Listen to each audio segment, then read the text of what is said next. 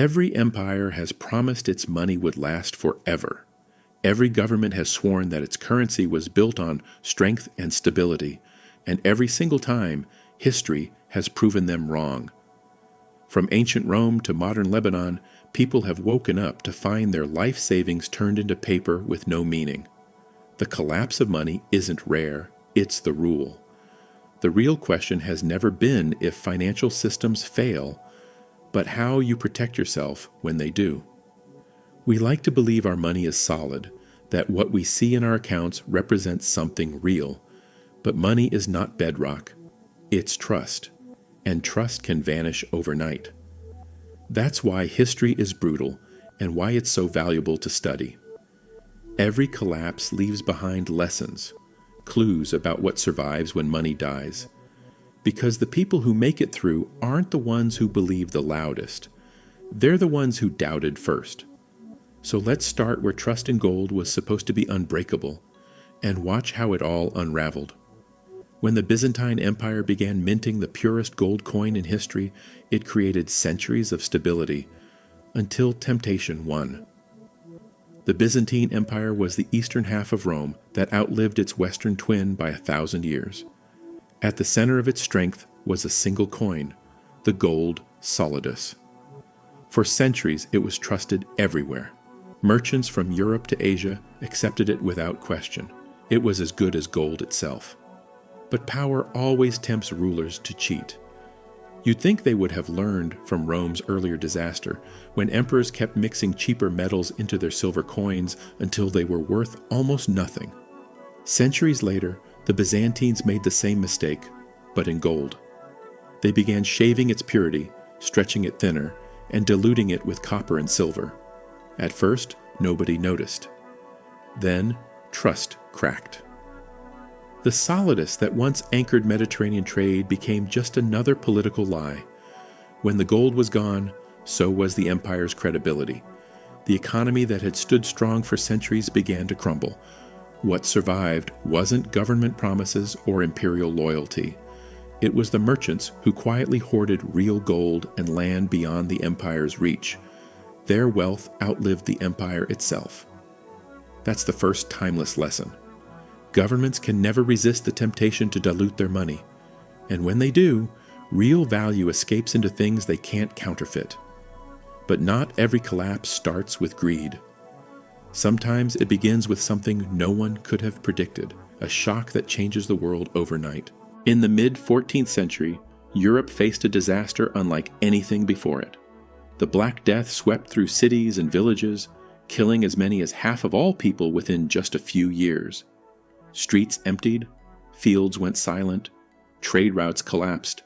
It looked like the end of the world. But when half the population vanished, something strange happened. Labor became precious. Survivors could suddenly demand higher wages. Food and land, once scarce, became easy to get. Families with savings or goods found themselves in a new kind of power. Land that had cost a fortune could now be bought for almost nothing. Entire estates stood abandoned. The survivors were living in a buyer's market. And those who had even a small amount of liquidity, silver, goods, or useful skills, climbed the social ladder almost overnight. The poor became landowners. The humble became wealthy. History had flipped the world's balance in an instant. If that sounds familiar, it should. When the COVID pandemic hit centuries later, we saw the same pattern. Supply chains broke down. Governments printed trillions to keep economies from freezing. And just like in the 14th century, those with liquidity, cash, assets, or property took advantage of the chaos. Housing prices soared. Stock markets recovered fast. Meanwhile, ordinary families struggled to pay rent. Pandemics always redistribute wealth. They punish those living paycheck to paycheck and reward those prepared for crisis. It's an old pattern dressed in modern clothes. But even as Europe recovered, a new kind of collapse was waiting, not caused by disease, but by the failure of trust itself. Next up, Florence would learn that too big to fail was already a myth long before Wall Street. In the 1300s, Florence was the financial heart of Europe. Its grand families, the Bardi and the Peruzzi, ran powerful banks that financed kings and nations. They were the giants of their time. And like all giants, they believed they were untouchable. Their biggest client was King Edward III of England, a man who needed mountains of money to fund his wars against France. The Florentine bankers kept lending, confident he would always pay them back. Then Edward stopped paying. The moment he defaulted, everything collapsed. The mighty Bardi and Peruzzi banks fell overnight. Depositors were ruined, trade froze. And Florence, once Europe's financial capital, was thrown into chaos. Ordinary citizens who had trusted the city's biggest names lost everything. The lesson was harsh, but simple. Size is not safety. Reputation is not protection. Institutions exist to profit, not to guarantee your survival. And when they fall, they take your savings with them. That truth has echoed through every century since, from Florence to Lehman Brothers in 2008, to the banks of Lebanon freezing accounts in 2019. Too big to fail is not a promise. It's a comforting lie people tell themselves until it's too late. But money doesn't only die in boardrooms and banks. Sometimes it dies on the battlefield, drowned in the noise of gunfire and the printing press. Next, we move to America's own forgotten financial war. The American Civil War is remembered for its battles and its politics.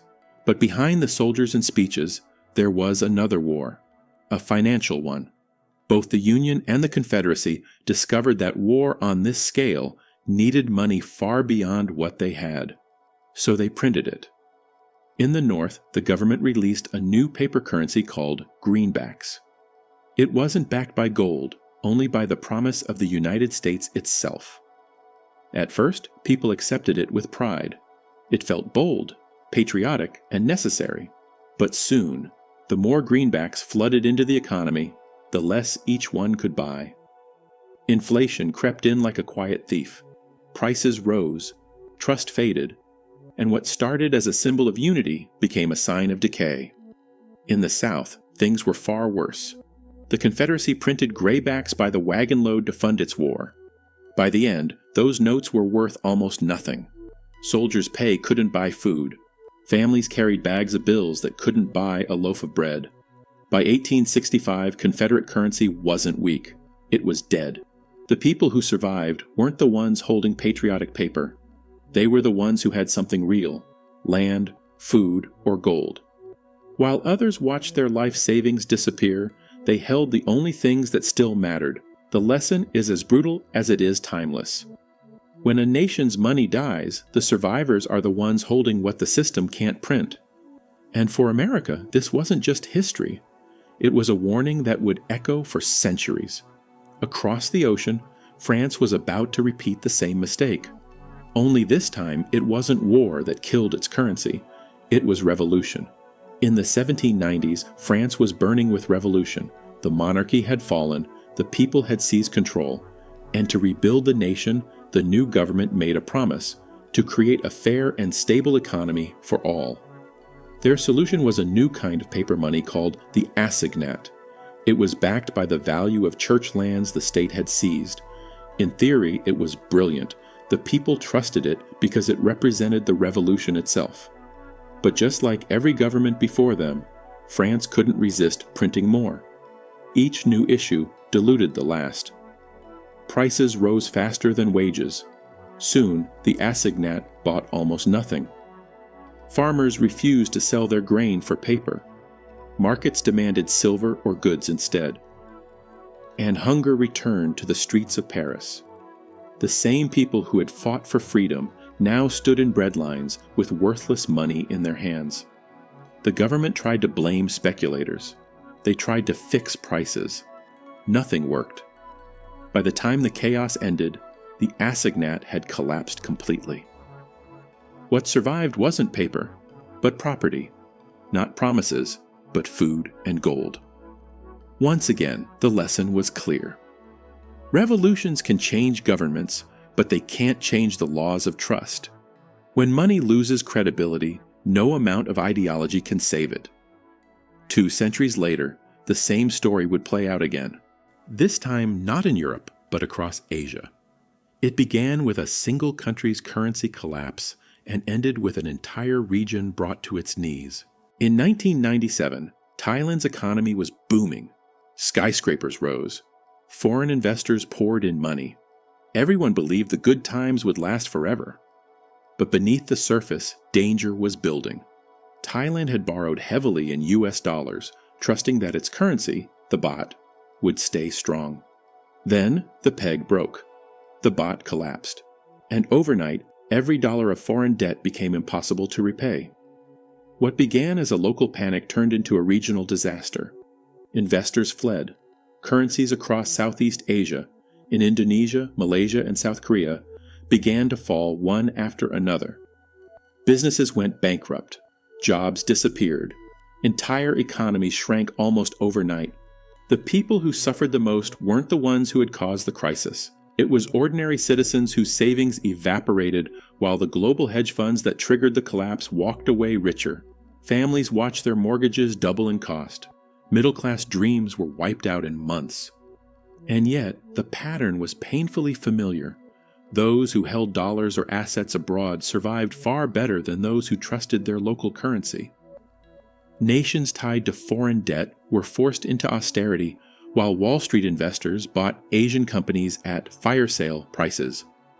It wasn't just an economic collapse, it was a global transfer of wealth. The lesson was unmistakable. Debt in someone else's money is a death trap. When the storm hits, it's not the creditor who sinks, it's the debtor. And even after centuries of proof, people still believe their banks, their governments, and their money are safe. But in 2019, one small nation reminded the world how quickly that illusion can shatter. In 2019, the people of Lebanon woke up to find their world had changed overnight.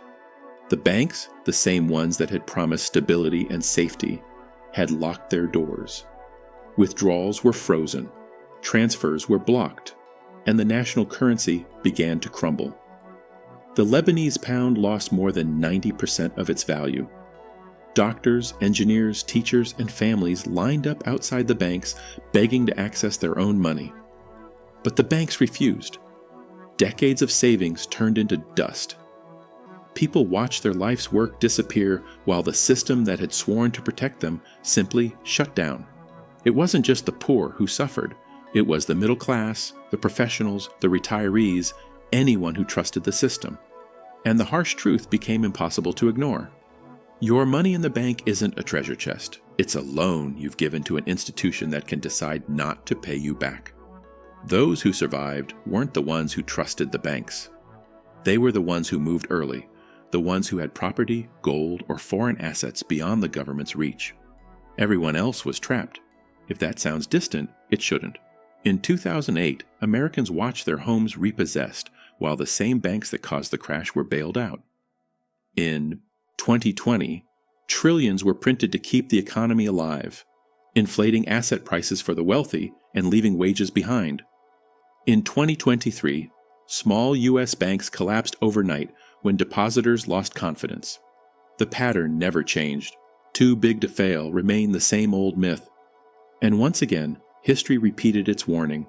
Money is only safe until the moment it isn't. So what actually survives when paper, banks, and trust all fall apart? The answer has never changed, though most people never notice it until it's too late. Every collapse leaves behind the same footprints. Paper money burns. Promises break. But something always survives. In Byzantium, it was gold. After the Black Death, it was liquidity, the ability to buy abandoned land when others had nothing. In Florence, it was the refusal to trust too big to fail.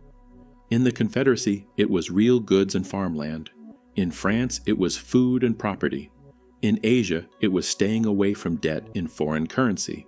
And in Lebanon, it was getting out of the banks before they shut their doors. The pattern is clear. Survival doesn't come from faith in paper or institutions. It comes from recognizing what has real value before everyone else does. But here's the paradox. Collapse is both tragedy and opportunity. For the unprepared, it destroys everything. For the alert, it opens doors that are normally locked. After the Black Death, peasants became landowners because there was too much land and not enough people. After 2008, those with cash bought homes and businesses while millions were foreclosed. Every crisis transfers wealth from those who trust to those who prepare.